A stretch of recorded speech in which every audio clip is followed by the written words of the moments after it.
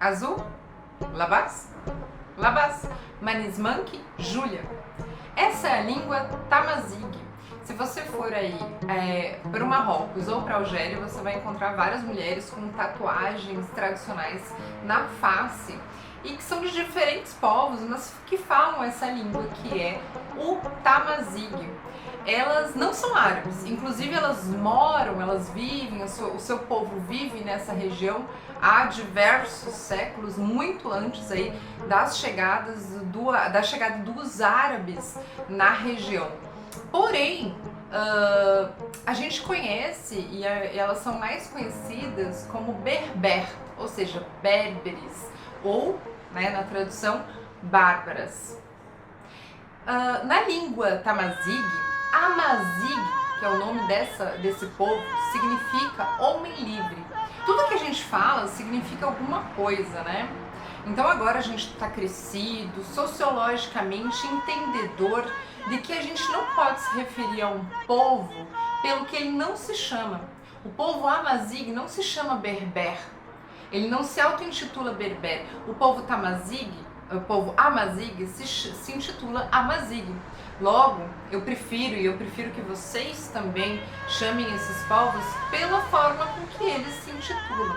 Então, a partir dos anos 90 em especial, a gente vai ter uma crescente identidade Amazigh aí no Marrocos e nesse norte da África em geral, potencializando essa identidade e cultura desse povo Amazigh. Os Amazigh são um dos povos autóctones mais antigos do continente africano, desse norte da África. Eles habitam a região mais ou menos desde 6.000 anos antes da Era Comum, mais conhecida aí por Era de Jesus Cristo.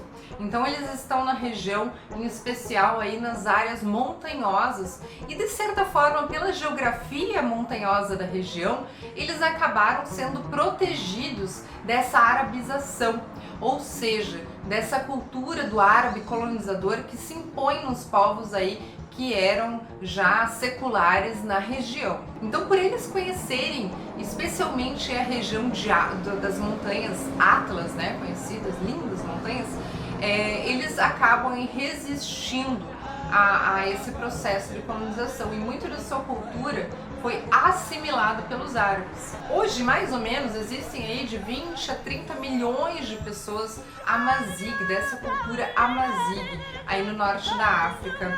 E muitas das questões aí do Marrocos, por exemplo, da culinária marroquina, que a gente fala, nossa, o cuscuz marroquino, na verdade não é marroquino, é Amazigh. Com o crescimento aí da reivindicação dos povos Amazigh, a gente vai ter, inclusive, a língua Amazigh, que eu iniciei falando aí no vídeo, reconhecida como língua oficial do Marrocos. Porém, se tu for ver no cotidiano marroquino, o árabe derija, que é conhecido, é muito mais falado, inclusive pelas ações governamentais, por órgãos do governo, escolas, etc., assim como o francês. Então, há um reconhecimento dessa língua, mas de fato ela ainda não é consolidada. Mas ela é bacana porque isso vai mudando algumas questões aí. Por várias décadas foi proibido você batizar uma criança com um nome da cultura Amazigh, ou seja, da língua Tamazigue.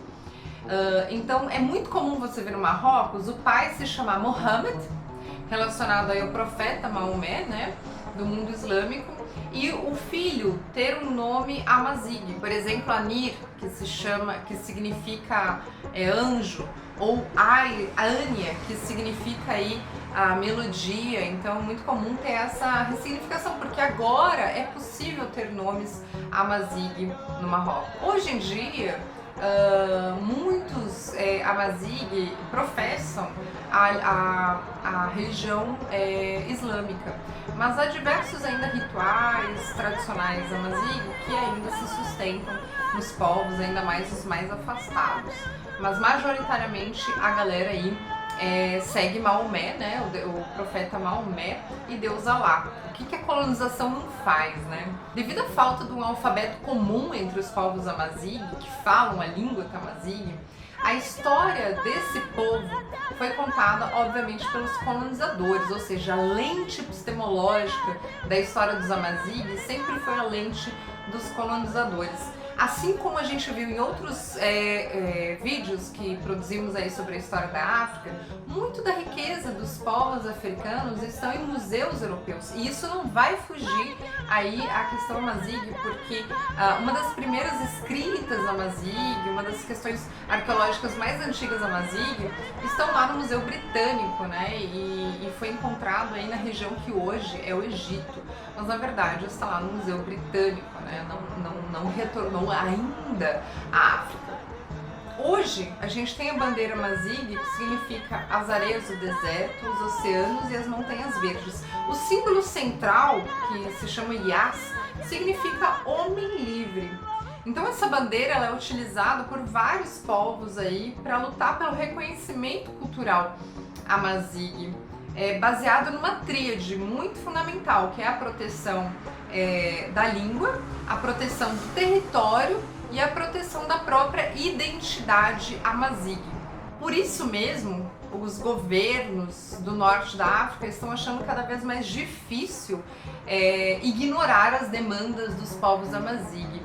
Dessa forma, a gente está vendo que várias comunas locais, o que seria hoje aqui, por exemplo, Câmara de Vereadores, estão renomeando as ruas que antes ainda tinham majoritariamente o nome de povos árabes, né, referência à cultura árabe ou à cultura islâmica, e agora estão aí renomeando essas ruas, pontes, praças, colocando bustos em praças que na verdade remetem aí à cultura Amazigh. Sim, a língua Tamazigh, ela resistiu por diversos séculos, milênios na verdade, e resistiu por diversos colonizadores diferentes, desde os fenícios. A língua Tamazigh resistiu à colonização, principalmente após aí a crise instalada na região com a Primavera Árabe em 2011 e questionamentos aí sobre a hegemonia árabe na região. Os Amazigh estão reivindicando cada vez mais espaço para futuras gerações e que valorizem aí a tríade do povo, que é a língua, o território e a questão cultural. Então a gente manda um salve aí para os Amazigh, esse povo aí secular do norte da África, e se você for um dia privilegiado de ir para o norte da África, preste atenção, porque por mais que a gente pense, todo mundo é árabe e tal, não, tem povos ali seculares que estão resistindo na região e valorizando cada vez mais a sua identidade, e portanto você deve valorizar também essa identidade. Avante Amazigh e até mais! E viva o braço quebrado! Tchau!